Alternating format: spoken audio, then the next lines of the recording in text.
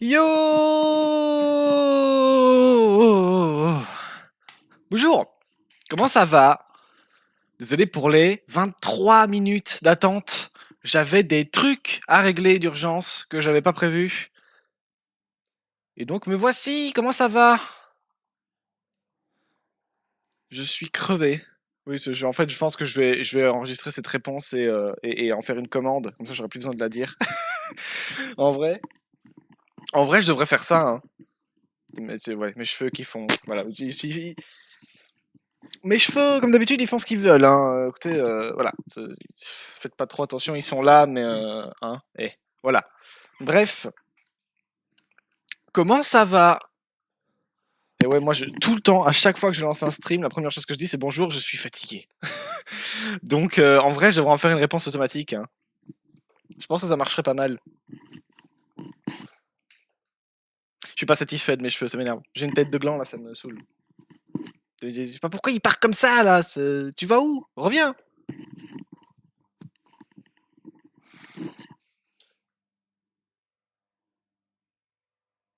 Ouais, non, faudrait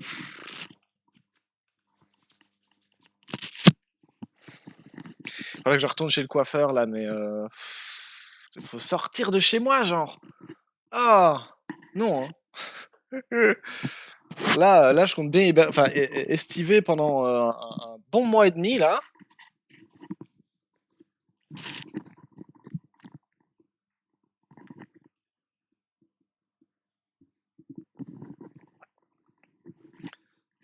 Bref. Écoute, j'abandonne. Bref. Voilà. Hop. Et donc, ouais, comment ça va, vous? Moi, j'ai fait des petits trucs. Pas grand-chose. Pas non plus grand-chose de dingue, hein, mais j'ai posté des pixel art. Voilà, les 2-3 trucs que je vous avais montrés, finalement, j'ai avancé dessus. Et je les ai faits, ils sont sortis. Voilà, ça c'est un truc que j'ai fait avec une pote. Oui, c'est bon. Voilà. Oui, c'est le gros plan, c'est bon. Voilà. Ça c'est un truc que j'ai fait avec une pote. J'ai fini par le publier quand même. Et ça, c'est un autre truc que j'ai fait entre temps parce que j'en avais marre et que je savais pas quoi faire. Et que j'ai commencé vite fait. C'est une fulgurance en fait. Je l'ai eu une fois puis je l'ai fini le lendemain. C'est un peu de la merde, mais c'est moins de la merde que l'autre, je trouve déjà. Et hop, voilà. J'ai fait ça. Pour ceux qui n'auraient pas la ref, c'est une armure Saiyan en rapport avec Dragon Ball, plutôt Z, hein. C'est une armure Saiyan à ma sauce, avec la cape du roi Vegeta un peu. Et sur la planète Vegeta, ou un peu ce que vous voulez, Tsuful ou autre, franchement, le lore de Dragon Ball n'a pas toujours été très clair là-dessus. Rien que pour la partie canonique, parce que si on compte la partie non canon, c'est le bordel absolu. Bref. Donc j'ai fait ça, et j'ai commencé un truc. En fait, c'était après les élections, là. Moi, je suis en Belgique. Bon, je considère que c'est un échec total et critique, mais bref. Voilà, je vis dans un pays de merde, je le dis depuis que j'ai 5 ans, c'est pas nouveau. Et du coup, j'ai lancé un pixel art le lendemain des élections, le dimanche, là. Oui, il faut savoir que nous, en Belgique, on vote pour les 3 trucs, hein. On votait pas seulement pour les élections européennes, on votait aussi pour les élections du pouvoir dans le pays, globalement. Et ça s'est pas très bien passé. Bruxelles s'en sort un peu mieux. La mentalité de gauche avance pas des masses. Et puis la partie qui m'intéresse s'effondre totalement. Donc bon. Voilà, voilà. Et donc oui, j'ai commencé un pixel art. Et je sais pas lequel des deux je vous montre parce que j'ai fait 2 versions, il y en a une avec de la couleur et l'autre avec moins de couleur. Et j'avoue qu'aucune des deux me satisfait vraiment. C'est pour ça que je suis bloqué sur ce pixel art, ça m'énerve. Mais voilà, je l'avais commencé après l'armure. Et même un peu avant, je crois. C'est pour ça que je suis parti sur l'armure. Et pour faire autre chose, comme j'en avais marre. Et du coup, je n'arrive pas à. J'arrive plus à avancer sur celle-là, j'ai plus trop d'idées, je sais pas comment les représenter, bref, je bloque et ça me fait chier. Oui, c'est les mêmes, hein. Les mêmes, oui. Donc voilà, j'ai fait ça. Je sais pas trop où ça va ça encore, mais bon. Voilà. Admirez ceci. Et ça là, Le rond qu'il y a là, c'est une référence à l'arbre phylogénétique tel qu'il devrait réellement être représenté. Oui, personne n'aura la ref, hein. Personne n'aura la ref, on est d'accord, mais bon, voilà, finalement. Hein, ouais. Voilà, donc j'ai décidé que j'allais faire ça. Parce que moi j'aime bien le vivant, ça dépend, quand j'ai des papillons de nuit qui se mettent dans ma douche, ça me fait chier, mais bref, je l'aime bien quand même. Et donc, ouais, avec les élections et vu vers où on va, j'aime autant vous dire que, parce que c'est un peu le sujet principal de cette chaîne, finalement, c'est le vivant, quoi. C'est qu'on s'intéresse aux espèces, aux formes de vie et tout. Et autant vous dire que forcément, ça sent pas bon. Et alors, surtout, avec comment l'Europe avance. Ah putain, bref, on est dans la sauce, les gars. Alors. Et puis là, je parle juste des espèces, mais on n'a même pas parlé de l'humain en lui-même. Ouais, peut-être qu'il faut qu'on vive une période de tyrannie absolue mondiale pour qu'on finisse par piger que les droits humains, c'est quand même bien si on les respecte. Et donc voilà, j'ai fait ça. Bon, c'est une tombe, hein, globalement, ça représente une tombe. Et voilà. Avec l'écriteau, du coup, qui représente l'arbre phylogénétique avec en son centre Lucas. Bon, vous le voyez pas parce qu'il est littéralement pas représenté, mais il est représenté par une absence, quoi. Bref, par un trou, quoi. J'ai la flemme de le faire, je sais pas comment le mettre, donc tant pis. Et du coup, il y a un tuyau façon égout avec de la merde qui sort. Bref, j'étais pas très joyeux quand j'ai fait ce truc. Et maintenant, je sais pas où aller avec ça m'énerve. Voilà.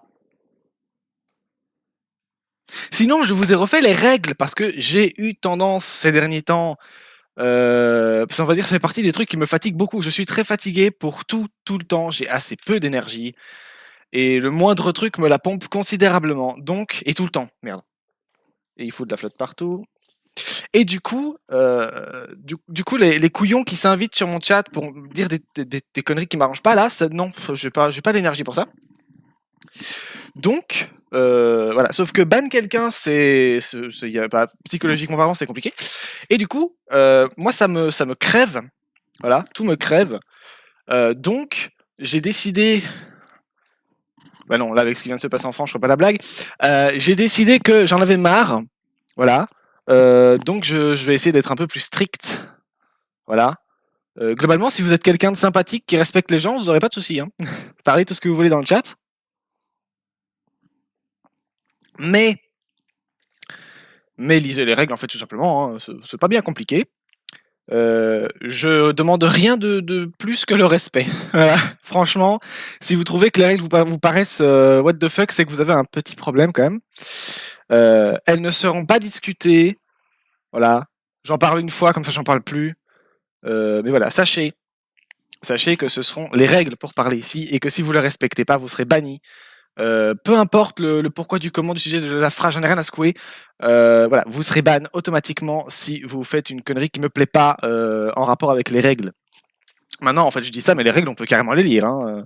Franchement, j'estime pas être un tyran. Hein. Je suis pas là. Moi, je suis là pour qu'on passe un bon moment. Hein. C'est pour ça que je fais des règles à la base. Mais comme il y en a qui ne comprennent pas, on va les relire. Hein, voilà, c'est comme ça. On sait tous, on se sait. Si vous ne savez pas, comme je ne le savais pas moi-même il n'y a pas très longtemps, comment on fait pour voir les règles dans le chat une fois qu'on les a validées, parce que ça arrive qu'on oublie des trucs et qu'on ne sait pas. Moi, je suis quelqu'un qui pas du tout beaucoup dans les chats parce que j'ai toujours un peu peur de dire une connerie, parce que je suis quelqu'un de très anxieux. Bref, du coup, il y a donc dans le chat sur. Je crois que c'est sur PC, il y a la roulette dans les paramètres du chat qui permet de revoir. Il y a littéralement un écran écrit dessus avec revoir les paramètres du chat. Voilà, il y a un onglet rien que pour ça, donc sachez-le. Vous pourrez les revoir tout le temps. Et sur smartphone, il n'y a pas, je crois, parce que l'appli est assez mal branlée. Si vous regardez sur votre smartphone depuis la plateforme Twitch, il y a moyen peut-être, sur votre navigateur, je sais pas, mais en tout cas depuis la plateforme, il n'y a pas ça, je crois. C'est donc un peu chiant. Donc, j'ai été malin. Si vous allez dans la catégorie à propos sur votre téléphone, vous aurez les règles que j'ai écrites dans un panneau qui est dédié à ça, quoi, qui s'appelle Règles du chat, et c'est le premier truc qui sort. Donc franchement, vous vous paumerez pas, croyez-moi. J'ai même mis des pixel art que j'ai fait là avec l'invitation, avec les nuages et tout. Vous trouverez, franchement, c'est super simple. Voilà. Pour ceux qui ne seraient pas habitués de Twitch, pour ceux qui sont habitués de Twitch, ils savent. Alors, première ligne, franchement, vous allez voir, c'est pas très dur. Le respect, pitié. Voilà, le respect, bordel.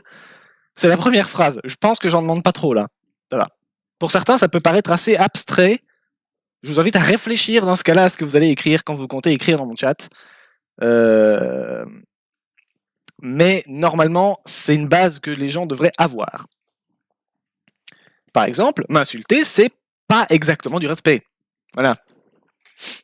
Ou venir balancer des doses extrêmement privées et très glauques, à moitié bourré ou défoncé sur le chat de quelqu'un qu'on connaît pas, c'est pas très respectueux non plus.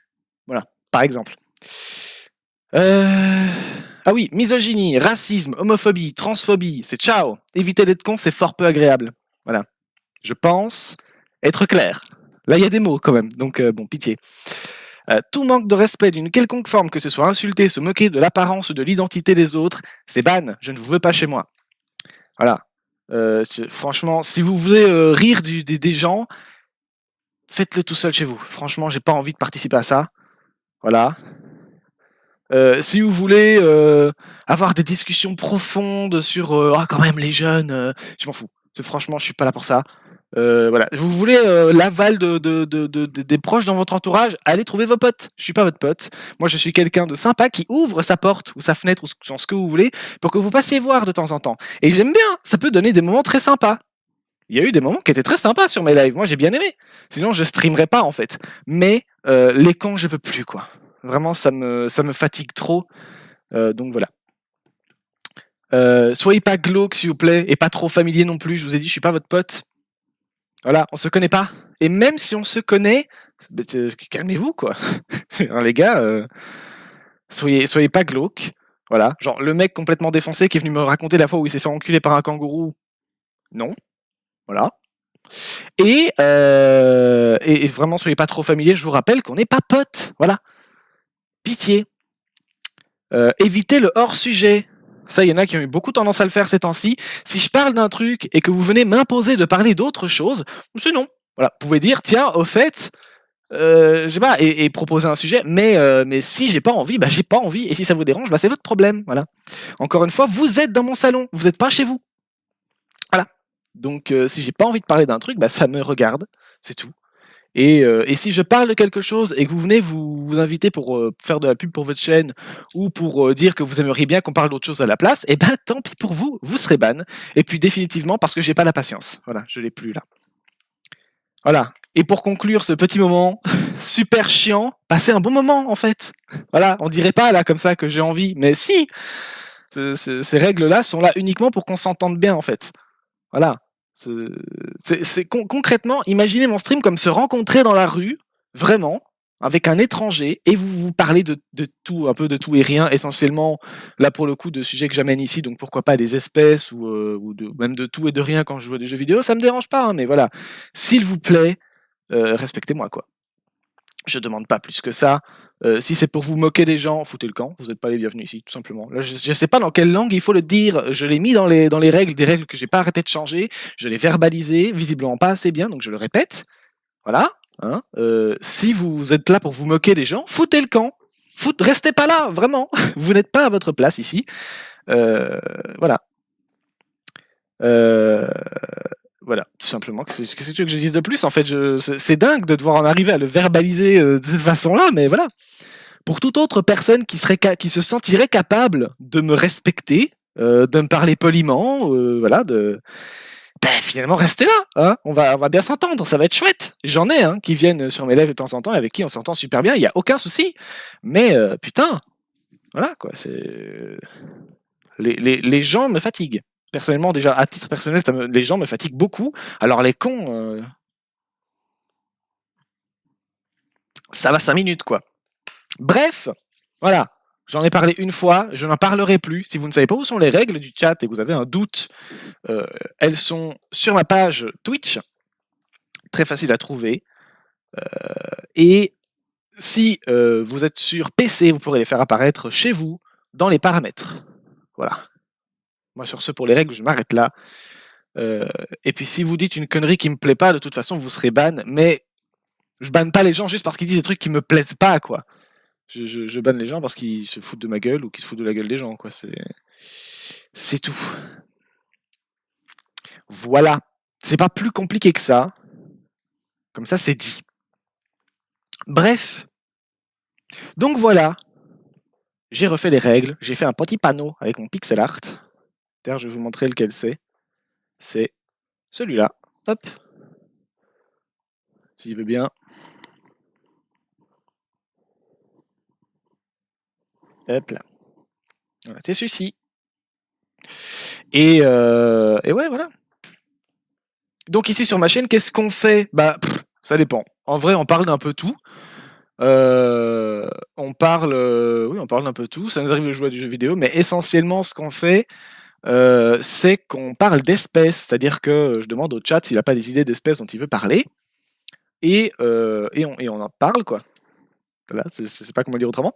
Et s'il n'a pas d'idée, il y a des commandes qui peuvent être utilisées dans le chat. La commande roue qui est dans le titre du stream, donc point d'exclamation roue, peut être utilisée pour lancer automatiquement une roue de sujet. Et du coup, donc primate, oiseau, tout ça. Et après, je vais demander à ChatGPT s'il n'a pas une idée d'une espèce un peu bizarre et peu connue à me citer. Parfois, c'est pas des espèces, parfois, c'est des genres ou quoi, mais bref, un peu de tout. Et ça nous est arrivé de découvrir des trucs vachement cool. Voilà, donc, globalement, tout est un peu bizarre dans le vivant, mais il y a des trucs qu'on a l'habitude de voir. Et il y en a d'autres qu'on n'a pas du tout l'habitude de voir. Et donc, voilà, si je vous dis une vache, là, comme ça, pour vous, ça vous paraît pas forcément si bizarre que ça, sauf si vous avez grandi toute votre vie dans la ville et que vous avez jamais vu une vache, mais voilà, genre, si je vous dis une vache, ça vous paraît commun, quoi. Alors qu'on parle quand même d'un truc avec des pies qui régurgitent sa bouffe dans différents estomacs, et enfin, c'est spécial, quoi, quand même, déjà, en vrai. C'est un peu original. Donc, tout est un peu spécial dans le monde du vivant, et du coup, ça m'intéresse personnellement beaucoup. Donc voilà, ça arrive très souvent que je divague un peu partout pour parler de plein de trucs qui sont vaguement liés ou quoi. Parce que comme je vous dis, moi je suis intéressé par le monde vivant, et donc ça arrive assez souvent que j'ai beaucoup de mal à suivre un fil rouge. Donc ça arrive assez souvent que je m'éparpille un peu partout en expliquant différents trucs, parce que comme ça m'intéresse, du coup j'ai quelques petites connaissances sur certains trucs. Et voilà, du coup je sais certains trucs, et du coup je les explique parce que c'est cool. Voilà, tu veux un fun fact là comme ça, pouf, les champignons sont pas des plantes. Voilà, ça c'est fait. C'est pas du tout même pas un peu. Genre vraiment, c'est pas du tout la même chose. C'est pas des animaux non plus. C'est ni l'un ni l'autre. Voilà.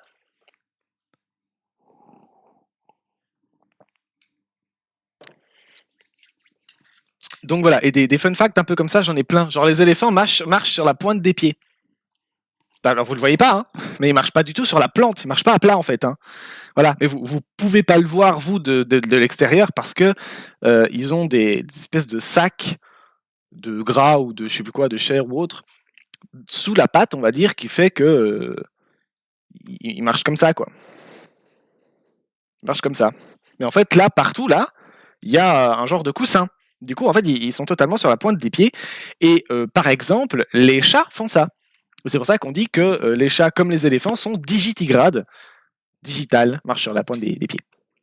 Voilà, vous le saurez. Ça vous servira à rien, hein. Ben voilà, ben ça c'est typiquement le contenu que je propose. Donc voilà. Et donc oui, en général, on cherche un peu des espèces un peu spéciales. Tout est un peu spécial, mais j'aime bien le what the fuck, modéré. L'ornithorynque, c'est tellement tout que waouh. Mais voilà, des méduses immortelles, des antilopes avec une trompe, des reptiles actuels qui volent, enfin des lézards qui volent, qui planent sur plus de 30 mètres, et des trucs comme ça. Bref, un peu de tout. Des plantes qui dansent. Bref, on a fait 58, peut-être 59 espèces. La liste est accessible d'ailleurs si vous tapez la commande Pokédex dans le chat. Vous pourrez voir toute la liste de tous les machins qui sont passés en live. Et oui, bon, donc j'ai prévu 2-3 trucs pour essayer d'animer un peu le chat, le live surtout. C'est que vous avez les commandes vous avez différentes commandes. Bon, ça évidemment, si vous tapez la commande commande, vous pourrez voir toutes les commandes qui permettent de faire d'activer, d'avoir des interactions, on va dire, avec le live. Et si vous voulez, vous avez aussi certains des sons des espèces qui sont passés en live dans Centre d'alerte, que je me suis cassé les couilles à retrouver. Bon, j'ai pas su tout faire, hein. Mais voilà, je me suis cassé les couilles à les retrouver et à les mettre dans Centre d'alerte, une extension Twitch. Comme ça, vous pouvez vous en servir gratos,ment et ça, c'est cool, je trouve. Donc voilà, c'est ça. Et puis c'est bien, quoi. Voilà. Il y a mon chat qui ronronne aussi dans la liste. Sachez.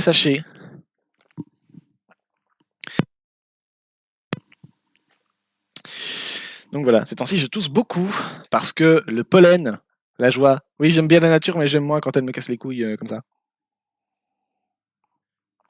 En plus, j'habite à côté des bois et il y a des pommiers dans la cour. Donc vraiment, toutes les fleurs du coin essaient de me féconder le pif. C'est insupportable.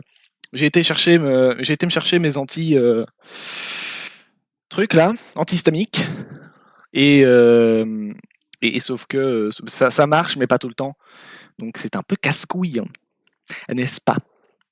Voilà. Du coup, je tousse beaucoup et ça m'arrive souvent d'asphyxier. Et bref, c'est très chiant. Mais j'ai plus besoin du masque. Ces temps-ci, j'ai plus trop besoin du masque. Donc voilà, je suis assez jouasse malgré tout. Mais on n'est pas encore en été, hein, donc pour l'instant, c'est chiant, mais ça va encore. Voilà. Et donc, moi, je vous propose de commencer. Parce que, évidemment, comme je vous l'ai dit, je suis fatigué. Je ne sais pas combien de temps le stream va durer. Et pour l'instant, c'est un peu miraculeux, mais il n'a pas l'air d'y avoir trop de problèmes. C'est possible que vous ayez un décalage son-image chez vous, mais ça, malheureusement, avec le réseau que j'ai, je ne peux rien y faire. Donc, voilà. Mais c'est de ce que je vois, c'est le seul problème possible. Vous avez un retard d'1 seconde, donc ça va. Du coup, tout a l'air d'aller assez bien. Et du coup, ouais, c'est un petit miracle, parce qu'il y a toujours des problèmes ici, d'une manière ou d'une autre, que je comprends pas en plus. OBS qui plante ou d'autres trucs comme ça, bref. Et tout a l'air de charger, on a les musiques en fond depuis tout à l'heure, c'est cool, hein, tout marche. Donc c'est bien. Ça m'évite de me crever pour rien. Voilà, donc on va lancer. Ah oui, j'ai pas dit, mais ChatGPT plante souvent quand je lui pose des questions en live, donc c'est pas impossible. J'ai prévu des cams pour que vous voyez les recherches qu'on fait et tout, mais c'est pas impossible qu'il faille que je passe sur mon téléphone, parce que tout faire en même temps, c'est trop demandé à mon PC, donc voilà. Voilà. Donc si vous avez une idée d'espèce à aborder, une espèce, un truc, un quoi que ce soit, un animal, plante, espèce éteinte, espèce actuelle, ce que vous voulez. Voilà, n'hésitez pas à le dire dans le chat et on fera des petites recherches dessus pour voir ce que c'est, où ça vit, éventuellement quand ça a vécu, et qu'est-ce que ça a de bizarre. Voilà. Et puis on verra bien, quoi. Et si vous ne trouvez pas, il y a la commande, et sinon, c'est moi qui m'en servirai pour aller voir ce que le chat qui pète a à nous proposer. Voilà. Sinon, je suis trop content. Il n'y a pas longtemps, ça fait quelques temps que... Enfin, trop content, ça dépend. Ça fait quelques temps que je cherche des glaciers dans le coin chez moi qui livrent, parce que je vous ai dit, je déteste sortir de chez moi. Donc, qu'est-ce que je fais? Du coup, je pleure parce qu'il n'y a pas. Donc jusqu'ici, soit je prenais pas de glace, soit je prenais de la glace super chère, parce que c'est un peu tout ce qu'il y a dans le coin, au Carrefour, c'est le Colruyt, mais c'est pas grave. Et du coup, c'est bon, hein. Là je parle de la Ben & Jerry's, c'est bon la Ben & Jerry's, mais c'est horriblement cher, quoique les prix ici ont baissé, donc tant mieux. Mais je roule pas sur l'or, pas du tout. Donc c'était pas souvent, quoi. Et là j'ai trouvé de la glace, malheureusement chère aussi, mais j'ai trouvé de la glace qui se livre et qui est quand même un peu moins chère. Donc ça, pour ça, je suis content. Et voilà. En plus, elle est trop bonne, c'est de la glace artisanale. Donc voilà, et c'est de la glace aux cookies. Oh là là. Elle est trop bonne. Donc voilà, je suis assez content. Parce qu'avant, dans le coin, tout ce que j'arrivais à me faire livrer, c'était des pizzas. Des très bonnes pizzas d'ailleurs, il y a une nouvelle pizzeria qui est ouverte il n'y a pas longtemps. Dis donc, le commerce, ces temps-ci, il marche bien. Hein. Il y a une nouvelle pizzeria et un glacier qui est débarqué il n'y a pas longtemps. Ah, c'est cool. Et en plus, ce qu'ils font, c'est bon. Ils sont super bien notés sur Takeaway. Je suis assez content. Donc voilà. Et du coup, c'est à 20 minutes de chez moi la pizzeria, et l'autre truc, il a une demi-heure, quoi. Même pas, un peu moins. Donc c'est cool. Oui, parce que j'habite, je le dis, moi j'habite à côté des bois, à côté d'un pont qui mène à une autoroute. Donc j'aime autant vous dire que je croiserai plus souvent les sangliers que des livreurs de pizza. Hein.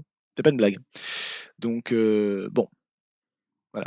Je vais me faire 8 jours de trajet là avec les bus en plus. J'ai déjà expliqué à quel point les bus. Donc non, voilà. Du coup, je fais livrer. C'est nettement moins casse-couille et dangereux pour moi parce que les routes sont absolument pas faites pour qu'on marche ici. J'ai pas le permis, il n'y a pas de voiture. Et à vélo, la dernière fois que j'ai roulé à vélo, c'était vers mes 14 ans. Plus jamais. Voilà. J'ai appris vers 14 ans, j'ai arrêté vers 14 ans et je compte pas remonter un jour sur un vélo. Voilà, ça c'est clair. Ah si, une fois avec mes cousins, genre 1 ou 2 ans plus tard, j'ai dû remonter dessus. C'était très désagréable, j'ai supplié pour qu'on le fasse pas et finalement on l'a fait. Heureusement, ça a duré genre 1h30 puis c'était tout, quoi. Mais parce que, plus jamais. J'ai aucun équilibre. Aucun. Faut savoir que mon cerveau est à moitié déglingué, ça a été monté à l'envers. Et du coup, c'est vraiment une catastrophe, moi, de juste garder l'équilibre. En fait, je me cogne partout tout le temps, c'est super chiant. Et donc, en plus, j'ai du mal à me situer dans l'espace. Pour ceux qui savent, c'est vraiment c'est horrible. Hein. Et ceux qui savent pas, sachez que c'est pas un handicap non plus, mais putain, c'est casse-couille. C'est vraiment très chiant. Et ouais, donc quand tu mélanges la difficulté à se représenter dans l'espace, à avoir vraiment une bonne notion de où sont les choses et de toi où t'es, et à pouvoir un peu calculer tes trajectoires et tout, ça et le manque total d'équilibre, comment vous dire que monter sur un vélo, ça s'appelle l'enfer pour moi. Voilà. Et puis ça fait super mal au cul, donc voilà. Du coup, c'est un petit peu l'horreur, finalement. Je vais taper la commande. Comme ça, on va savoir vers quelle espèce on part. Ce sera un reptile. Alors, je vous ai pas mis la commande, enfin la cam, ça vient, c'est là. Est-ce que ça va marcher aujourd'hui? Ça arrive parfois que ça marche. Oui, on n'est pas au stade où ça arrive parfois que ça marche pas. Hein. Parfois, c'est arrivé que ça a marché. Hein. C'est en vrai 1 ou 2 fois. Donc, cite-moi une espèce, une espèce, bien sûr, de reptile. Décidément, j'y arrive pas aujourd'hui. Cite-moi une espèce de reptile peu connue, non très peu connue, parce que sinon il me cite des espèces moyennement connues, et on s'en fout. Et avec des capacités bizarres.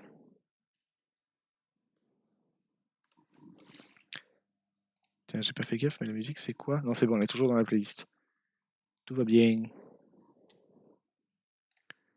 Hop. OMG, ça marche tout de suite. Alors là, franchement. Alors ça c'est beau. Par contre, on l'a déjà vu, je pense. Ah non! Alors là, franchement, tout est nickel. Voilà, j'ai rien à dire aujourd'hui, c'est nickel. Donc, en général, ça plante, ça prend des plombs, il recharge, il marche pas. Et en plus, à la fin, après tout ça, il me montre une espèce qu'on a déjà vue. Mais bon, ici, non. Voilà, ici, on a de la chance. Je suis content. Hop. Ici.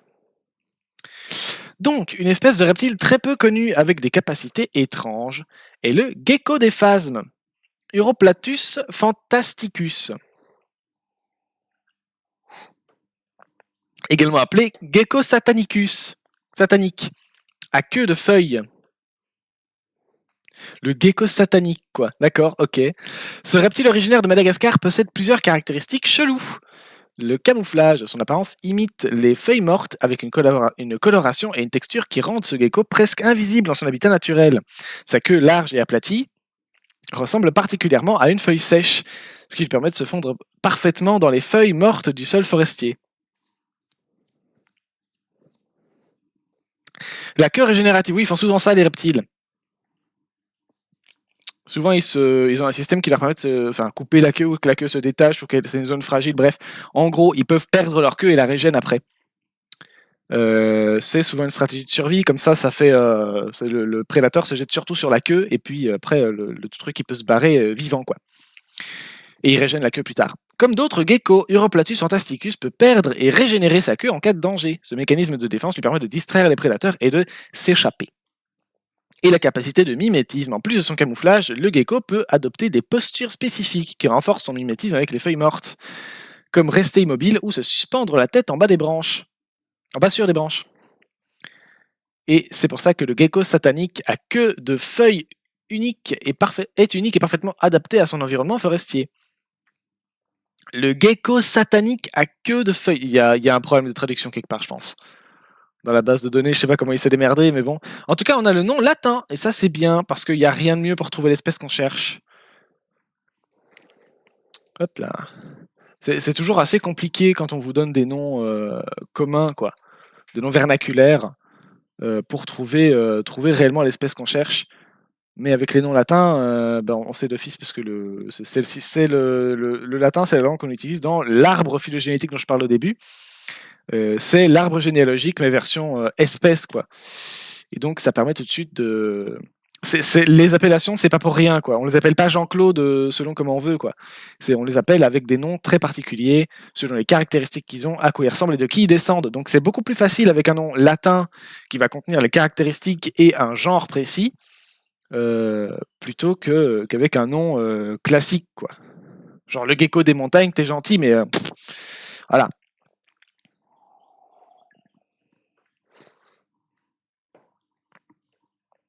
Alors, je vous mets le site que j'ai trouvé. On va souvent sur Animalia et Manimal World ici. C'est des sites assez pratiques pour ça. Voilà, donc l'Uroplastus fantasticus. Vous voyez comme il a l'air d'une feuille. Effectivement. J'imagine que la tête est par là, du coup. Hein. Ce truc-là. On dirait une feuille. Hein. Enfin, on dirait deux feuilles, en fait. En fait, on dirait une grenouille, parce que vous voyez, ici, on dirait des cuisses. Là, ici. Ça, on dirait des cuisses, je trouve. Et derrière, on dirait une feuille.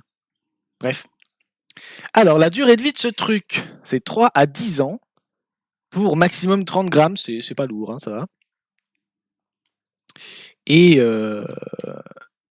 on connaît pas la taille de la population. Donc déjà, ça sent pas bon pour le statut de conservation. Hein.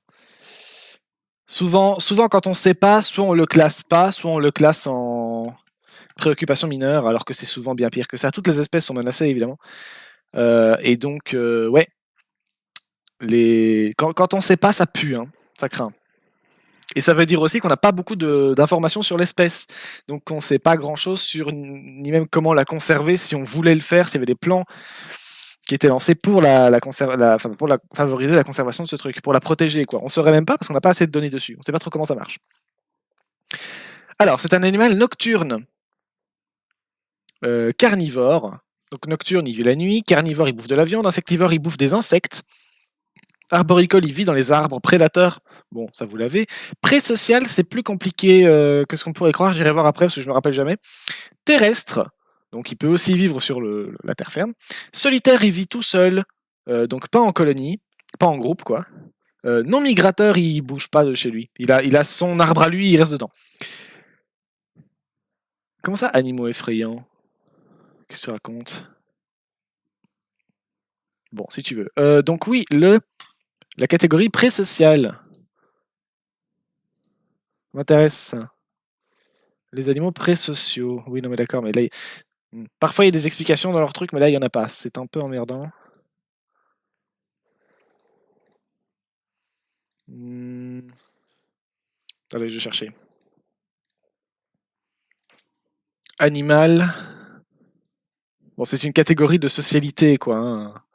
C'est-à-dire qu'ils sont sociaux, quoi, mais le pourquoi du comment, c'est compliqué. Exactement comment est-ce qu'il... Il y a plusieurs façons d'être social. Hein. Oui, non, mais d'accord. Définition de pré-social. Il est où le mot? Là. Éprouve... Oula. Non, mais ça, c'est de la merde. C'est la définition façon humain. Ça s'approprier le truc, mais c'est pas du tout ça. Animal pré-social, biologie.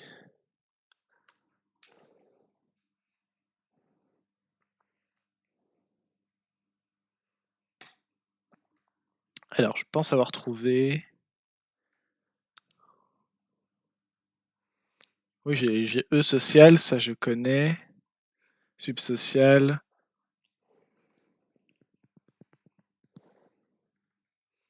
Mais j'ai pas la catégorie que je cherche. Presociality. Oui, oui, dis donc.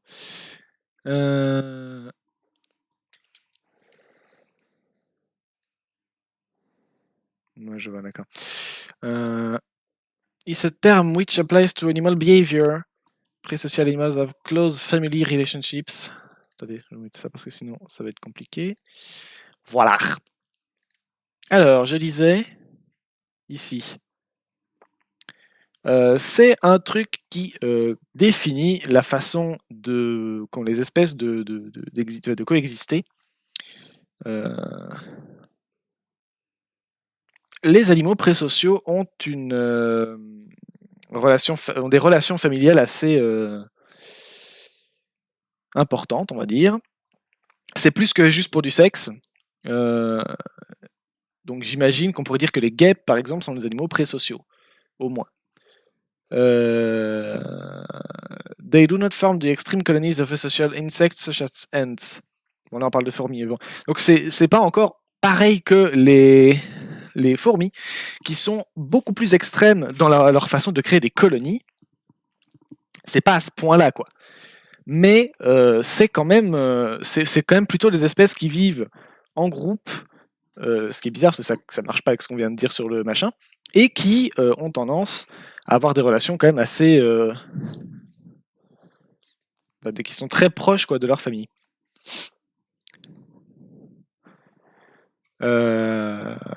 Donc plusieurs générations qui vivent en même temps.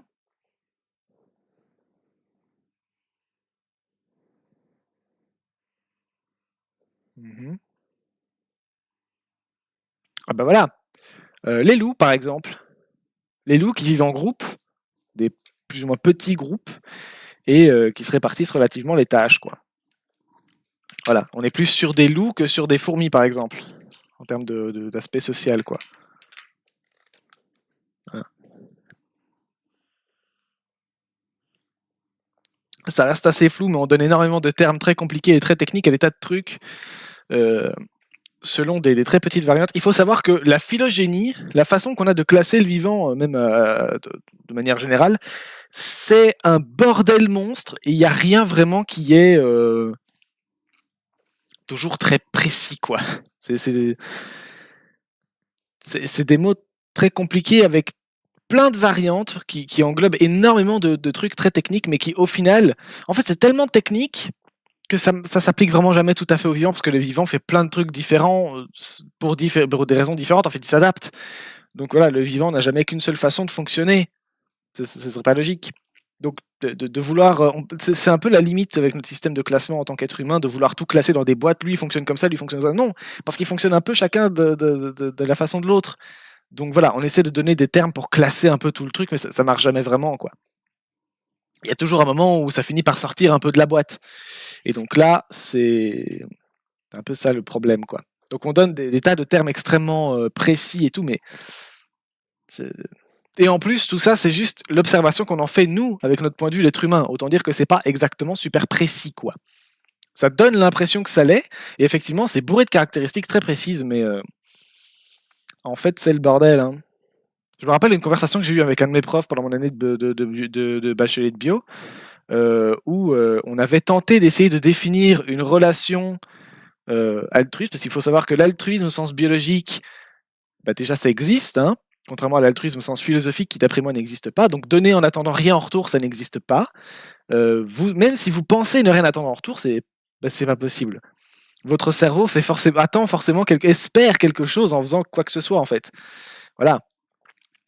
Le monde vivant est égoïste. Vous n'êtes pas en dehors, hein, donc vous êtes des animaux vous aussi, donc voilà. Donc on est tous constamment dans l'attente de quelque chose quand on fait quoi que ce soit pour qui que ce soit, qui soit pas nous. Et puis surtout quand on le fait pour nous. Donc voilà. Tout revient toujours un peu à nous, et c'est normal. Il y a une limite qu'il faut quand même pas dépasser, sinon là on devient égoïste et dans notre société c'est pas ouf quoi. Du coup vous devenez un connard. Mais ici je parle bien en termes de biologie. Biologiquement, votre cerveau fait les trucs pour une bonne raison, pas juste parce qu'il est gentil. Marche pas. Donc voilà. D'ailleurs, je me suis fait chier pour mon TFH en secondaire à écrire un travail de 50 pages pour expliquer pourquoi justement c'était pas possible. J'ai aucune connaissance derrière, hein, juste ça m'a intéressé. Mon travail a été validé par des chercheurs à l'université, ça m'a fait rire. Mais c'est un petit truc de merde, quoi. Ça n'a pas vraiment de valeur. Mais moi, ça m'a fait, voilà, ça m'a fait chercher, quoi. Et il y a des gens qui étaient d'accord avec moi. Quelques-uns, et c'était pas non plus, voilà, mais bref. Du coup, moi, ça me conforte dans l'idée de ce que je dis, quoi. Donc pour moi, l'altruisme au sens philosophique, ça n'existe pas. L'altruisme au sens biologique, où on fait toujours les choses pour une bonne raison, en attendant d'avoir un truc en échange, pas directement de la personne qu'on aide, hein, mais en espérant en tirer quelque chose, quoi.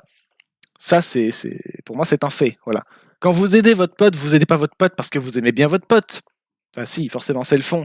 Mais ce qui fait que vous allez aider votre pote, c'est parce que vous l'aimez bien et que vous voulez pas qu'il se sente mal. Sinon, vous allez vous sentir mal. Sinon, s'il n'y avait pas ce fait que vous allez vous sentir mal, vous en avez rien à foutre du fait que votre pote il va pas bien. L'empathie, ça vous touche pas. Parce que ce qui fait que vous êtes empathique, c'est vos neurones miroirs qui vous font ressentir l'émotion de l'autre. Donc, ils vous font vous sentir mal. Donc, si vous aidez pas l'autre, vous vous sentez mal et ça vous plaît pas, quoi. Vous préférez vous sentir bien. Donc, vous aidez l'autre. Parce que ça vous permet de vous sentir droit dans vos bottes. Donc, vous vous sentez pas mal. Bref. Et il y a des explications comme ça pour tout. Et voilà. Et donc, pour les cas de... il faut savoir que, encore une fois, pareil, on a des tas de façons, des tas de termes très techniques d'évaluer ce qu'est une relation altruiste, parce qu'il y a plein de façons d'être altruiste. Et je ne me rappelle plus de tous les termes. Hein. Mais pour faire très court, on va dire imaginer les relations symbiotiques. C'est au-delà même de la collaboration. Là, c'est du super communisme de ouf, si vous voulez. Vous pouvez pas exister sans l'autre. Donc vous êtes obligé de faire votre part et d'espérer que l'autre va la faire. Et il a aucun intérêt à pas la faire, c'est s'il la fait pas, vous l'aidez pas et puis il meurt. Et vous aussi. Parce que vous avez évolué ensemble depuis tellement longtemps que vous pouvez plus vivre l'un sans l'autre. Voilà. Donc c'est vraiment une super entraide de ouf qui marche très bien. Hein. Ça permet aux espèces qui ont évolué comme ça d'être super bien adaptées à leur environnement. Mais voilà. Et le grade en dessous, comment ça s'appelle déjà ? Je me souviens plus. Bref, il y a un grade en dessous où juste c'est de la coopération en fait. Hein. Voilà. J'ai de la bouffe. L'autre, il a d'autres ressources pour moi dont j'ai besoin. Et lui, il a besoin de ma bouffe. Bon, bah, je lui file ma bouffe et en échange, par exemple, il a de la thune. C'est ce qu'on fait chez les êtres humains. Il a de la thune et moi, j'ai de la bouffe. On échange nos trucs. Et voilà. Dans le cas des espèces, du reste des espèces du monde vivant, ça se fait aussi. Et ça a un nom. Sauf que c'est parfois un peu difficile de trouver la différence entre ça et la symbiose. Et c'est pareil quand on parle de tout un tas d'autres types de relations. C'est vraiment... Il y a tout un tas de règles sur ce truc en fait qui fait que selon le pourquoi du comment l'autre va aider, de ce qu'on en comprend, hein, encore une fois il nous l'a pas dit l'insecte par exemple, hein, qui va aider la fleur parce qu'il a envie, non. Donc de ce qu'on comprend, selon s'il avait un intérêt à le faire, s'il a compris qu'il était en train d'aider ou pas, bref, ça change de nom et ça devient une autre catégorie. Par exemple, un aspect très concret. Un ours qui mange une fleur, enfin qui mange un fruit, pour vous c'est de l'aide ou pas ? Voilà. Et bien très vite, ça devient très compliqué de répondre à la question. Et c'est pour ça qu'on a créé un terme, dont j'ai oublié, je ne me rappelle plus ce que c'est non plus, qui explique que l'ours a techniquement aidé la fleur, parce qu'en mangeant le fruit, il a aussi mangé les graines qu'il va aller chier plus loin, et ça aide la plante à se reproduire à différents endroits. Techniquement, il lui file un coup de pouce, mais l'ours, il en avait rien à foutre. Il avait faim, il a mangé une pomme, c'est tout. Voilà. Et c'est comme ça qu'on crée des tas de termes très compliqués pour des tas de cas de variantes, etc. Et donc voilà. Et tout ça, c'est limité à ce qu'on comprend, à ce qu'on observe et à ce qu'on comprend du comportement. Autant vous dire que c'est le bordel, personne n'est jamais vraiment d'accord sur quel type de comportement on observe, en fait. Et c'est comme ça que j'ai débattu avec pendant près de 20 minutes avec un prof sur quel type de relation on était avec, je crois que c'était des poissons nettoyeurs qui nettoyaient des plus grands poissons. Là, je crois que c'était des requins, donc c'était pas des poissons. Oui, parce que les requins ne sont pas des poissons. Enfin, ça dépend comment vous le prenez. Au sens vernaculaire, donc au ssens commun, oui, on peut dire que c'est des poissons, mais en fait, scientifiquement parlant, ce ne sont pas des poissons et ils n'en ont jamais été. Donc voilà. Enfin, leur ancêtre commun très très lointain avec les poissons peut-être, mais c'est encore. Hein. Bref. Là, faudrait que je ressorte l'arbre phylogénétique parce que je suis pas sûr. Tout dépend de quand ils se sont séparés. Là, je regarde mon arbre phylogénétique de chez Kurzgesagt pour voir un peu où c'est. Mais ouais, je sais plus. Hein. Ouais, si les poissons sont apparus un peu avant, je crois. Un peu avant les chondrichtiens, je pense. Bref. Autant dire que c'est le bordel. Donc, voilà. Donc ici, il était question de savoir si c'était une relation plutôt une relation d'entraide classique, ou de la symbiose, ou du pur égoïsme. Je rappelle que toutes les relations altruistes au sens biologique sont basées sur un comportement égoïste. Hein. L'animal ne va pas coopérer, l'animal, la plante ou autre, ne va pas coopérer s'il n'a pas d'intérêt. Il n'est pas juste gentil. C'est pas comme ça que le monde vivant fonctionne. Et donc là, pour le coup, c'était des poissons nettoyeurs. Les poissons ne viennent pas gentiment nettoyer le requin. Hein, s'ils faisaient ça, les espèces seraient mortes en fait, juste. Hein. À force de donner constamment et de jamais rien recevoir, elles mourraient. Voilà. Donc si le poisson passe son temps à nettoyer le requin alors qu'il pourrait passer ce temps à se nourrir, bah, ça sert à rien. Sauf que justement, il fait d'une pierre deux couilles, il bouffe les moisissures qu'il y a dans le requin. Et les plaies et les machins, bref, il bouffe un peu tout ce qui traîne. Du coup, il a sa source de bouffe, et le requin, après, il est nettoyé. Qu'est-ce que ça apporte au requin? Bah, ça évite de tomber malade, évidemment. Donc voilà, ça évite que les plaies s'infectent, tout un tas de trucs. Et donc ça, c'est bien pour le gros poisson qui du coup se fait bichonner. Et pour l'autre petit poisson qui avait faim, bah, il a plus faim. Donc ça, c'est bien. Et ne pas avoir, ne pas avoir cet équivalent de car wash pour les poissons, bah, parfois c'est emmerdant, parce que s'ils l'ont pas, ils peuvent en mourir. Mais en même temps, parfois il arrive que le petit poisson nettoyeur a pas assez mangé. Et oui, mais sauf que le truc, c'est que le poisson, il a un pass VIP dans le corps du gros poisson. Parce que je vous ai dit, il bouffe un peu tout, les moisissures, les trucs qui traînent dans les plaies, etc. Donc il peut passer un peu partout. C'est un tout petit poisson. Et donc, s'il décide qu'il n'y a pas assez à bouffer, il peut gnocquer dans le grand poisson. Alors, vu l'échelle du machin, c'est pas très grave. Hein. Il suffit que le gros poisson se secoue un peu pour faire sortir le petit et puis c'est réglé. Mais il se fait quand même gnocquer de l'intérieur, ce qui est pas très fun. Voilà. Et en fait. Et là, du coup, c'est nettement moins du mutualisme. Voilà, c'est ça, le mutualisme, c'est l'entraide standard, on va dire. C'est le mutualisme, le nom. Ça fait vachement moins sympathique. Voilà, donc des tas de noms très compliqués pour plein de relations, on en a plein.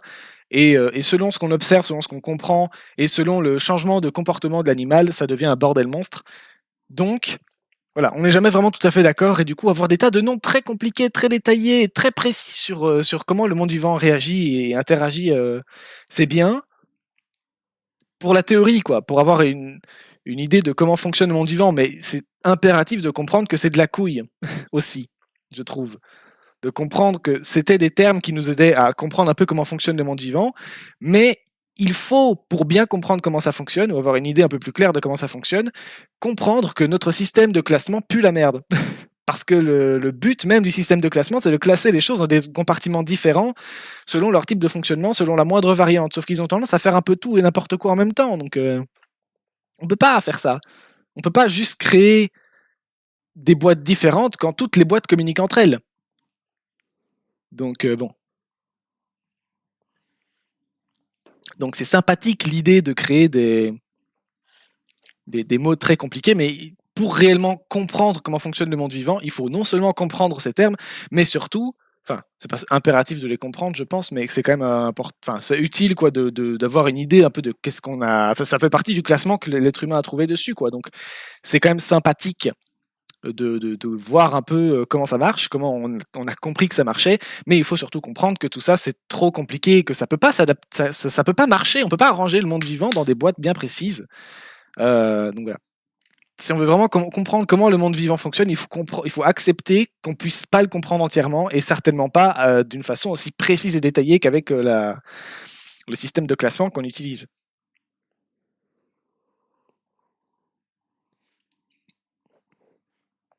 Ça peut juste pas marcher. Bref, donc ici, l'idée d'avoir des tas des spécifications sur comment les espèces sont sociales entre elles ou pas, ou à quel point, ou à quel degré. C'est bien d'avoir une idée un peu du truc, mais bon, concrètement, ça reste une forme de sociabilité, quoi. C'est les animaux sociaux. C'est surtout ça qu'il faut retenir. Après, voir à quel point ils sont sociaux ou pas, de quel degré, de quelle façon, bon, c'est intéressant, mais encore une fois, si les espèces sont amenées à agir différemment, elles le feront. Ça s'appelle l'évolution. Sinon, elles s'éteignent. Bref, donc ici, il était question de pré-socialité. Imaginez plus une meute de loups qu'une colonie de fourmis ou de guêpes, quoi. Ou d'abeilles, ou ce que vous voulez. On est plutôt sur les loups, quoi. Un petit groupe axé sur la famille, où les tâches sont un peu redistribuées à chacun. Voilà. Donc, pour revenir à notre reptile à tête de feuille. Alors, on a dit qu'il était insectivore, carnivore, arboricole, il vit la nuit, solitaire. Solitaire mais pré-social, c'est bizarre quand même, hein, je trouve. Comment tu peux être solitaire et pré-social? Tu peux pas vivre en groupe si tu vis seul. Ou alors c'est pour le moment, parce que solitaire, mais ils se reproduisent quand même, sinon ils font comment? Donc, j'imagine que c'est plutôt pour décrire la phase de reproduction et éventuellement le couple qui se forme pendant ce moment-là, quoi, mais c'est tout, je pense. Oh, il est mignon. Il est tout mignon.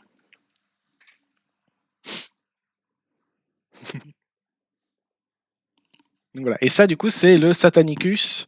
Ah oui, Satanic Leaf-Tailed Gecko. Même en anglais, il s'appelle comme ça, donc on l'appelle vraiment le gecko satanique à queue de feuilles, quoi.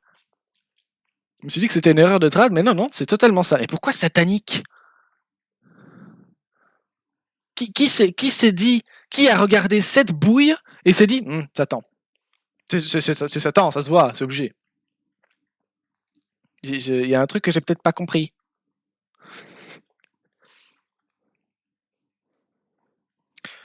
C'est un gecko nocturne arboricole, d'accord. Montrez plus, comment ça plus? Ah. Il est petit. On a vu qu'il faisait 30 grammes pour combien de centimètres?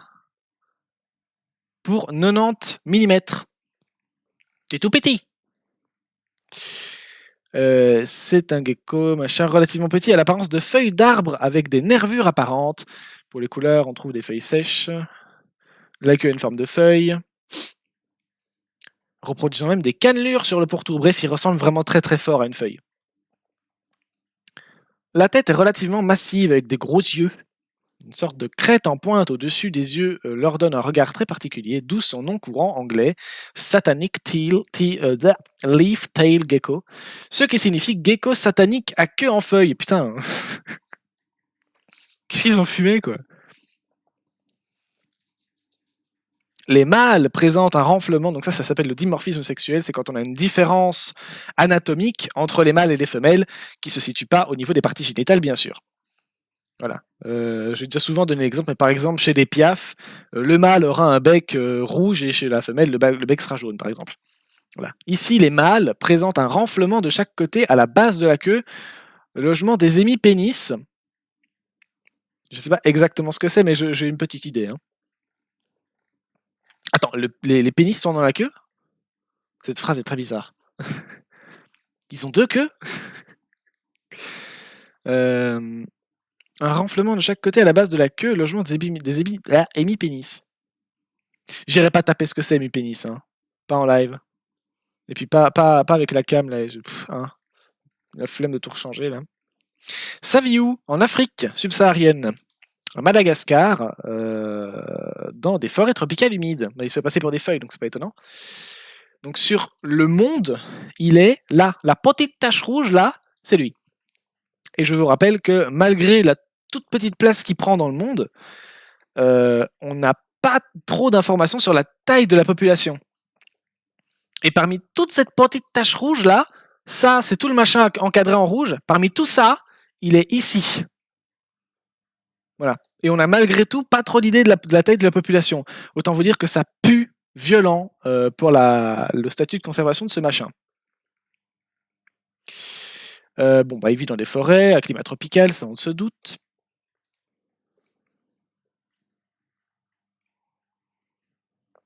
Ça me fait mal à l'arrière de la gorge, ça m'énerve.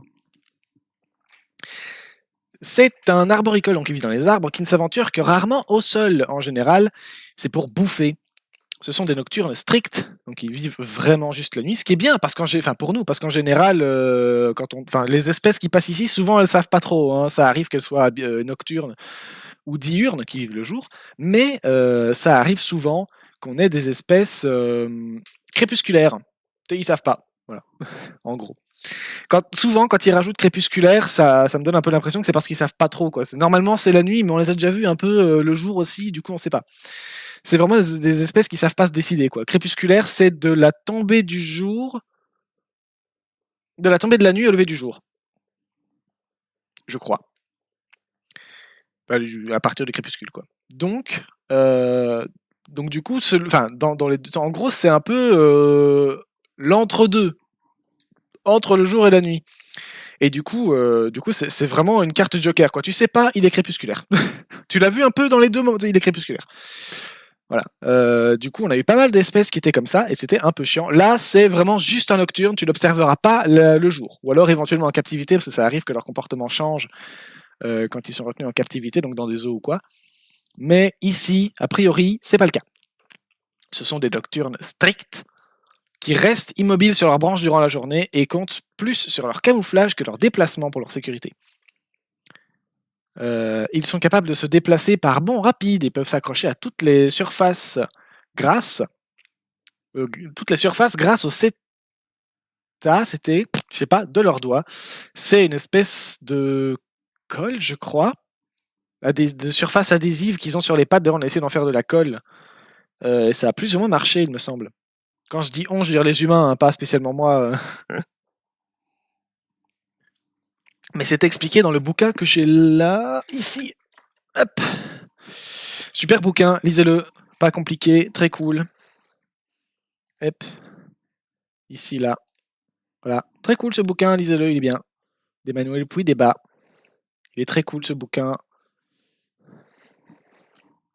Voilà.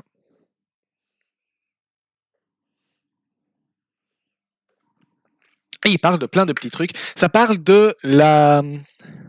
Oui, le mimétisme, mais non, c'est pas ça. C'est le... Comment ça s'appelle déjà ce truc? Le biomimétisme, je crois. Le biomimétisme, c'est quand les humains s'inspirent pour faire leur technologie du monde vivant.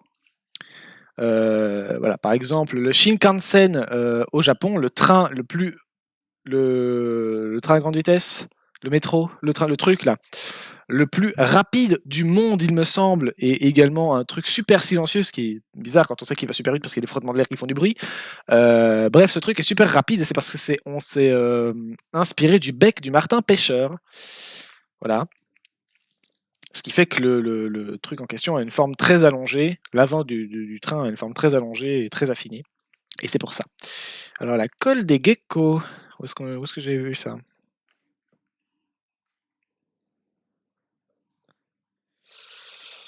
De toute façon, c'est référencé par chapitre, couillon. On va me trouver.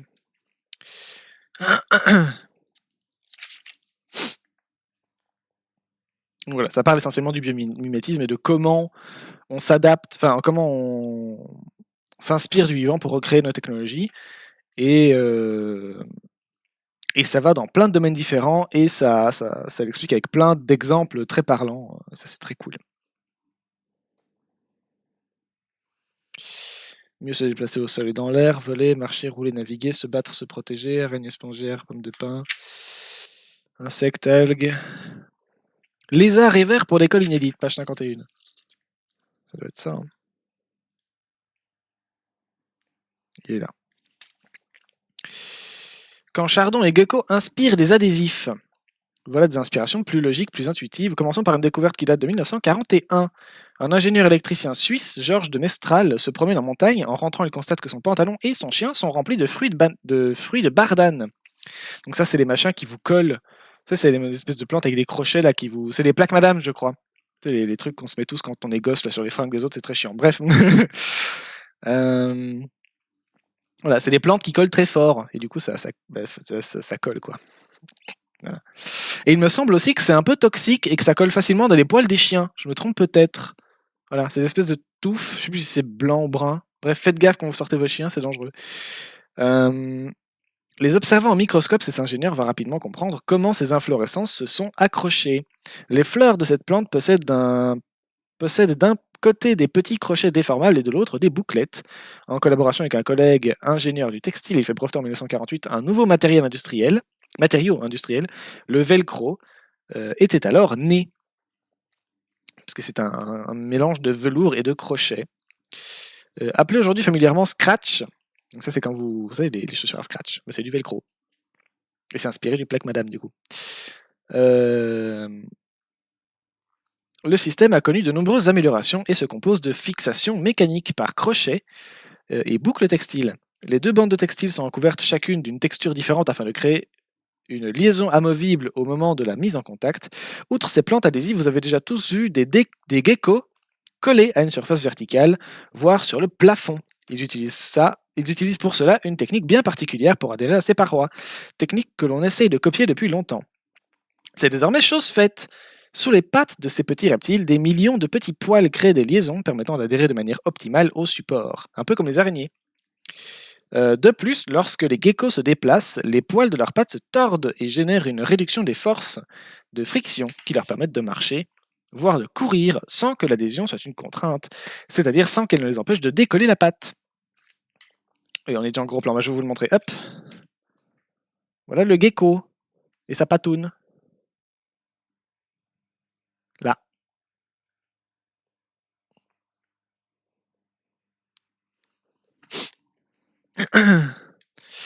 Des scientifiques se sont ainsi inspirés de ces propriétés pour créer un ruban adhésif constitué de filaments nanoscopiques de l'ordre du nanomètre, sachant que 1 nanomètre est égal à 10 exposant moins 9 mètres, tout le monde s'en fout, de polypropylène, très résistant. Ce nouveau ruban adhésif est si puissant qu'il trouve des applications pour les milieux aquatiques et spatiaux. Mais l'histoire ne s'arrête pas là, ce serait trop simple. Premier problème, le gecko se lèche en permanence les patounes. Dit ainsi, ça semble pas être un problème, mais si, parce qu'en agissant de la sorte, le petit reptile maintient propre sa surface d'adhésion. C'est comme quand vous devez lécher les ventouses là pour les coller sur les murs, c'est pareil. Ici, c'est le même truc. Comme le ruban... Attends, non. Si, c'est ça. Comme le ruban ne se lèche pas les filaments, il accumule les grains de poussière aux extrémités et perd progressivement son adhérence. À force de coller et décoller du papier collant, vous avez peut-être déjà vu que le truc finit par brunir ou se noircir ou quoi, et qu'il y a des taches de crasse, de poussière qui se forment dessus. Bah ça, c'est justement parce que vous n'avez pas léché votre papier collant. Ne léchez pas votre papier collant, s'il vous plaît, mais bref, c'est cette idée-là, quoi. Comme le gecko se lèche le papier collant qu'il a sur les pattes, bah, il finit par avoir les pattes clean, qui recollent. Voilà. Sauf que là, chez nous, on peut pas le faire. Dit ainsi, machin, tout ça. Deuxième problème, une fois que le ruban colle, il faut ensuite pouvoir le décoller. On a tous déjà galéré en essayant de décoller du papier collant, c'est très chiant. Or, le ruban adhère tellement bien sur sa surface propre que le décoller demande une énergie considérable. C'est le revers de la médaille, si bien que ce ruban devient inexploitable au bout de quelques cycles d'utilisation. Il va donc falloir chercher un nouveau matériau ou un nouveau procédé qui adhère au collage, qui s'auto-entretient ou qui nettoie la surface et qui parallèlement n'adhère pas trop au décollage. Bon courage quant aux défis techniques. Je vous le répète, la nature n'est pas simple à imiter et il va falloir nous armer souvent de patience. Et ouais. Mais donc voilà, du coup, on s'inspire beaucoup du monde vivant pour créer nos colles. Et là, littéralement, le gecko nous a servi à créer des adhésifs pour coller au mur. Enfin, coller plein de trucs, en fait, finalement. Voilà, voilà. Et donc, pour revenir à notre pote le gecko, pas celui-là, ici, là, voilà. Donc, c'est avec c'est grâce à ce mot que je sais pas prononcer qui peut s'accrocher un peu partout. Voilà, les mâles sont territoriaux, donc effectivement compliqué avec un système présocial. Donc à mon avis, c'est pour la vie de famille qui sont présociaux. Les geckos sont insectivores, ils attrapent les proies passant à leur portée, ou chassent en se laissant tomber sur leur proie depuis des branches basses. Waouh. Ils font juste des énormes plats sur les insectes en fait. Les geckos sont matures à l'issue de la première année. La reproduction débute à la sortie de l'hiver. Les œufs sont en général pondus sur le sol, deux par deux, légèrement enterrés, ou cachés sous des plantes ou des écorces. Les œufs incubent durant 2 à 3 mois, puis plus la température d'incubation est élevée, plus l'incubation est courte, mais ceci produit en général des petits moins robustes. Les petits se nourrissent comme les adultes, avec des proies de taille adaptée, avec un jeûne de quelques jours qui dure jusqu'à la première mue. Voilà, la première mue, c'est quand ils abandonnent leur ancienne peau parce qu'ils ont enfin bref, c'est compliqué à expliquer pour ceux qui voient pas. Mais la mue, c'est quand, oui, c'est quand parce qu'il n'y a pas que les insectes qui muent. Quand ils font quand leur peau se détache, on va dire, que c'est comme quand vous avez des peaux mortes, bah c'est ça. Littéralement, vous êtes en train de muer. Parce que vous avez déjà une couche de peau qui s'est refait en dessous, mais votre vieille couche de peau détachée et morte sert plus à rien, donc elle continue de se détacher et elle s'en va, quoi. Eux, c'est pareil, mais avec toute la surface de leur corps. Voilà. C'est comme ça. Parce qu'en fait, eux, ils grandissent, mais leur peau s'adapte pas à leur corps. Elle s'étire pas. Donc, enfin, modérément. Du coup, ils sont obligés, comme les serpents, par exemple, d'abandonner leur mue au bout d'un moment. Parce que, comme les homards, par exemple, au bout d'un moment, il faut abandonner la carapace, quoi. Parce qu'elle est plus à ta taille. C'est comme quand vous devez acheter des nouveaux vêtements à un enfant de 6 ans. La chemise, elle s'étend plus. Donc, donc il va falloir lui acheter des nouvelles fringues. Et là, c'est pareil. Donc, préoccupation mineure, hein, je l'avais pré-shot, ça m'étonne pas. Et à mon avis, c'est pire. Hein. Vous avez vu la zone dans laquelle il est? Je rappelle, il est là-dedans. Sur la carte du monde en bas à droite, il est sur le tout petit truc entouré là, en carré, en rouge. Et le tout petit truc en rouge, c'est toute la surface de ce machin là. Et bien lui, il est que dans la toute petite partie rouge ici. Donc il est vraiment sur une partie microscopique du monde. Et en plus, on ne connaît pas la taille de la population. Donc en fait, on ne sait pas. Voilà, on n'a pas beaucoup d'informations dessus, et en plus, on sait pas trop combien ils sont. Et on sait pas trop comment ils fonctionnent. On a une vague idée là du coup, mais donc ouais, c'est à mon avis, il est bien plus il devrait être classé dans plus que préoccupation mineure. Mais comme on n'a pas assez d'infos, on peut pas le dire. Mais malheureusement, c'est souvent ça pour les espèces. Mieux vaut le classer en préoccupation mineure que en rien du tout, non classé, donnée insuffisante.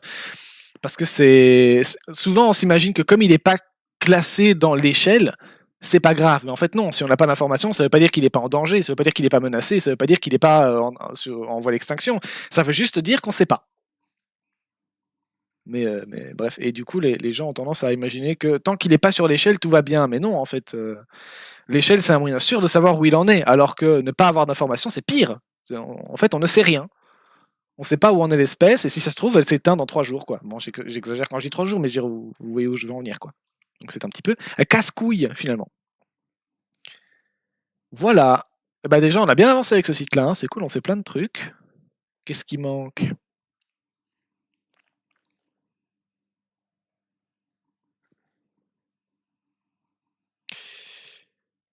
Ouais. C'est quoi ce site? D'accord. Est-ce qu'il est sur Manimal World? Ah, attends. Il y a un site qui leur est consacré? Oui, ils ont une boutique, évidemment. Ah, mais c'est similaire, mais c'est pas celle-là. Big Morph. Similaire, intérieur de la gorge, machin. D'accord. You. Montre pas l'intérieur de ta bouche comme ça, pitié. Et ouais, du coup, on voit bien la forme de feuille. Hein.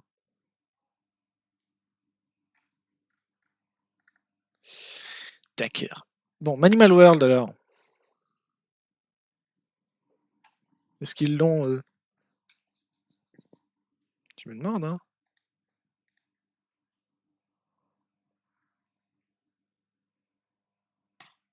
Alors, Manimal World n'en a pas, mais il y a d'autres sites qui en parlent. Et qui sont pas accessibles. C'est dommage, ils avaient l'air bien celui-là. Ah non, il veut pas, hein. Enfin. Non, il veut pas. Thomas.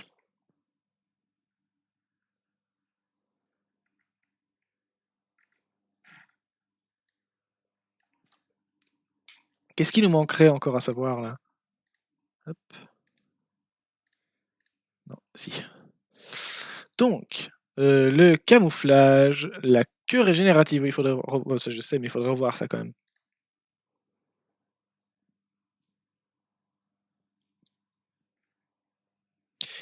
Et le mimétisme, on a vu qu'il pouvait se mettre dans une position qui fait penser à une feuille, en plus d'avoir une tranche de feuille. Donc oui, la queue. La queue, la queue.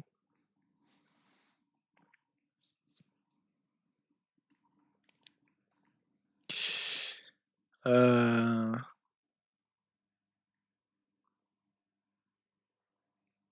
Ouais, non. Et oui, mais il veut pas charger le site.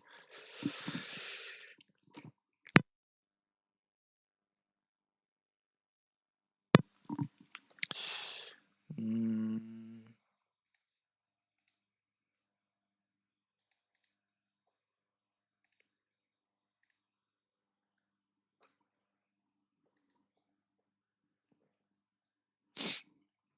Peut-être trouver un site.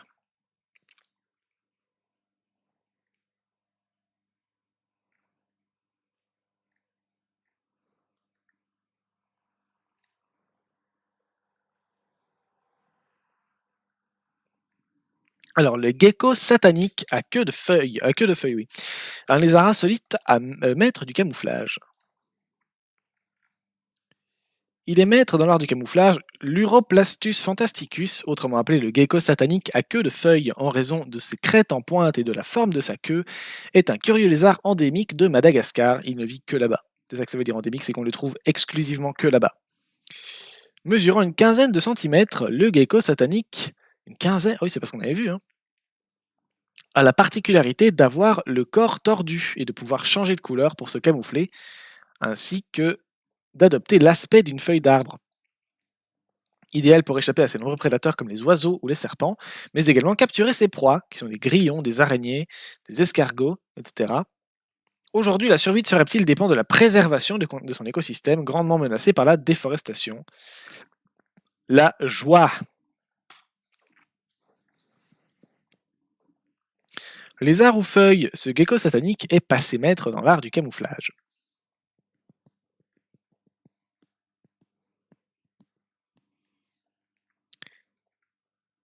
Pour survivre en toute tranquillité dans la nature, il faut parfois savoir passer inaperçu, en particulier quand on évolue dans un milieu où les prédateurs grouillent. Et quoi de mieux qu'un bon camouflage pour échapper aux appétits voraces. Le gecko satanique à queue en feuille est là pour en témoigner. Le lézard insectivore est endémique de Madagascar, comme on l'a lu environ 200 fois, et évolue dans les forêts humides, où il passe la majeure partie de son temps perché dans les arbres.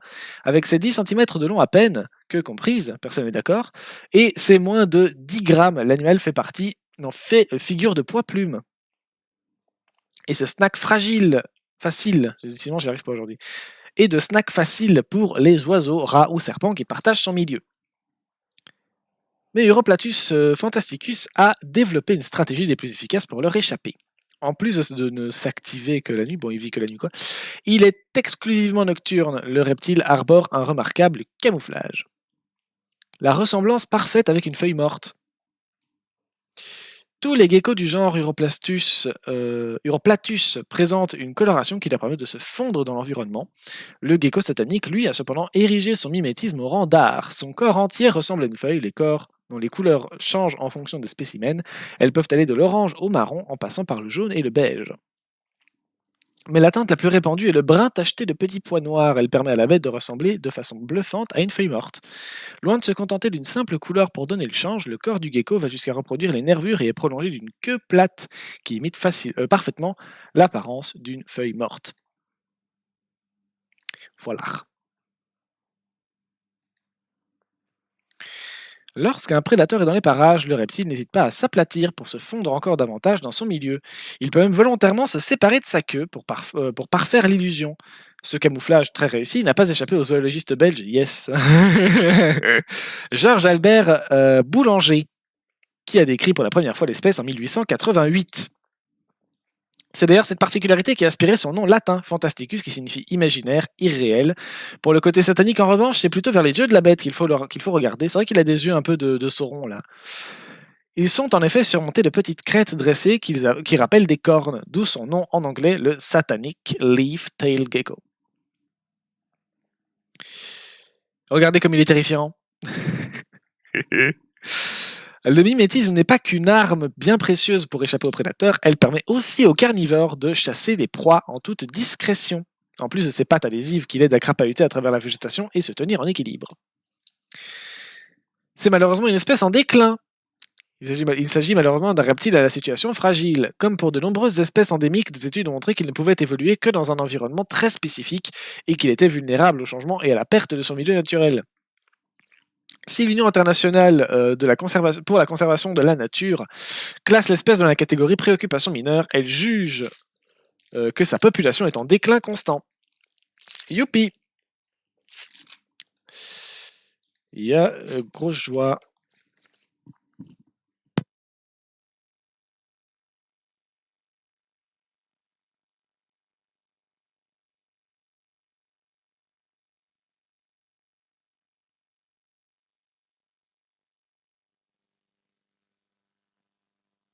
Voilà, je me mouchais.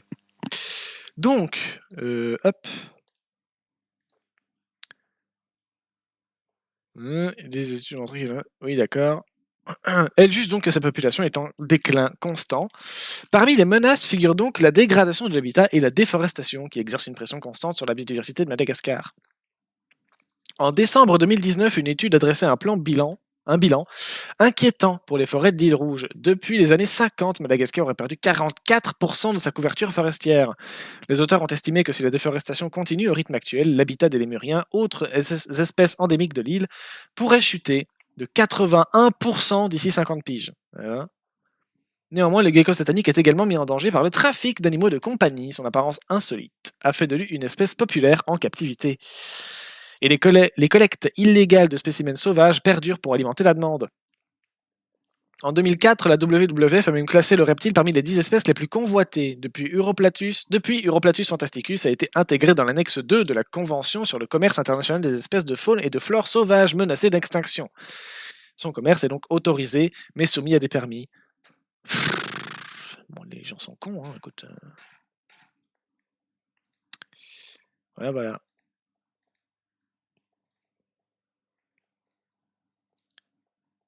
Et ça, c'est une autre espèce. Ça, c'est lui. Mais je pense qu'on a fait le tour.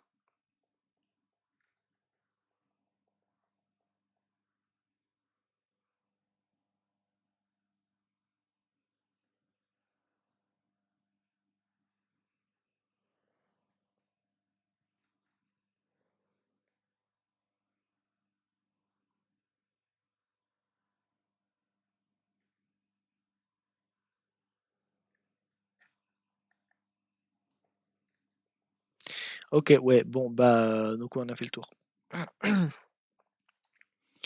Voilà. Et j'ai pas trouvé trop d'explications sur le côté pré-social du machin. C'est bizarre. Donc voilà, du coup, c'est un reptile qui ressemble à une feuille. En gros.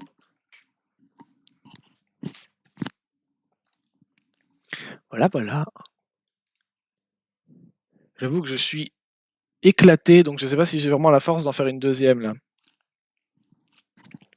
Vous avez une idée d'un truc dont vous avez envie de parler dans les espèces ou autres, hein. Si vous savez pas, moi je pense que je vais m'arrêter là en vrai pour aujourd'hui.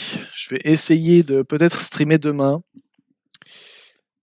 Et voilà. Oui, j'ai mis des horaires hein, sur Twitch de stream, mais j'avoue que depuis que je les ai mis, j'arrive plus à streamer. Parce que j'arrive jamais à les respecter. Donc bon, je pense que je les laisse là pour faire joli, comme ça quand les gens veulent savoir, c'est écrit, mais je vais streamer quand je veux en fait surtout, hein, et quand je peux.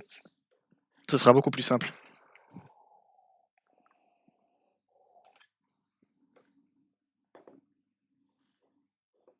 Donc voilà, je pense que je vais m'arrêter là. Mais je restream bientôt. J'essaye de streamer un jour sur deux. Voilà. Hop. Je suis crevé. Donc voilà, je restream sûrement demain et puis, voilà, je sais pas si on refera des espèces, peut-être qu'on en refera une petite au début, peut-être que je partirai sur du jeu sur la Switch, je sais pas, je verrai. Donc voilà, puis moi sur ce, je vous souhaite un bon après-midi et puis je m'en vais. Zou.